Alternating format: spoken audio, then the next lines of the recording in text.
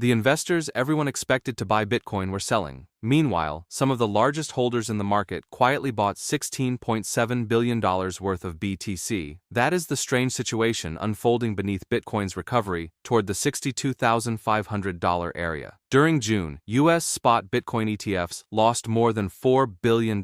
It was their worst month since launching and pushed their total flows for 2026 into negative territory for the first time. But while ETF investors rushed toward the exit, large Bitcoin wallets moved in the opposite direction. Whales accumulated more than 270,000 BTC in only 2 weeks. So this was not simply a market sell-off. It may have been a massive transfer of ownership. Bitcoin moved out of the hands of investors who were losing confidence and into wallets willing to absorb billions of dollars in selling. That does not prove the bottom is in, but it does reveal something important about conviction. The price was weak. Sentiment was terrible. Institutional demand through US ETFs had nearly disappeared. And yet, some of the largest holders still decided this was the time to accumulate. What makes the divergence even more interesting is that the buying did not appear to be coming from the usual American spot channels. The US spot premium remained negative, suggesting American buyers were not aggressively bidding up Bitcoin during most of this accumulation. In other words, whales were buying while the most visible source of institutional demand was still pulling back. That is the kind of activity traders watch for during periods of seller exhaustion.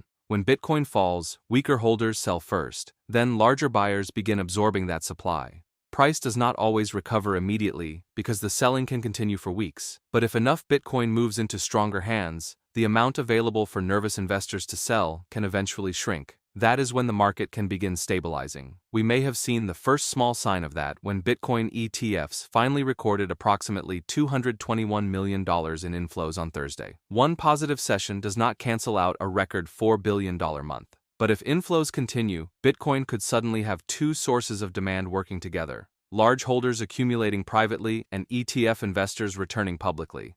That would be a much stronger setup than whales buying alone. There is also a wider shift happening across crypto. Solana has gained around 15% since early June, even while Bitcoin and most major cryptocurrencies struggled. On-chain transfers of tokenized real-world assets on Solana also jumped sharply, helping separate SOL from the rest of the market. That suggests investors have not abandoned crypto completely. They are simply becoming more selective. Money is still moving toward assets and networks with strong narratives, visible activity, or improving fundamentals. At the same time, several Ethereum Layer 2 tokens have fallen near record lows as investors question whether their technology and fee models still justify their valuations. So this is no longer a market where every altcoin rises because Bitcoin moves higher. Capital is choosing winners and punishing weaker stories. But the most important catalyst from here may have nothing to do with whales or altcoins. It may come from inflation. The previous U.S. inflation reading came in hot at around 4.2%, increasing pressure on the Federal Reserve to keep interest rates elevated. That has been one of the biggest forces weighing on Bitcoin. Higher rates make safer assets more attractive and reduce demand for speculative investments. Fed Chair Kevin Warsh has since said inflation risks appear to be easing, but the next official inflation report will be the real test. A softer number could strengthen expectations for easier monetary policy and help bring institutional capital back into Bitcoin. A hotter number could restart the selling and test whether whales are willing to keep absorbing it.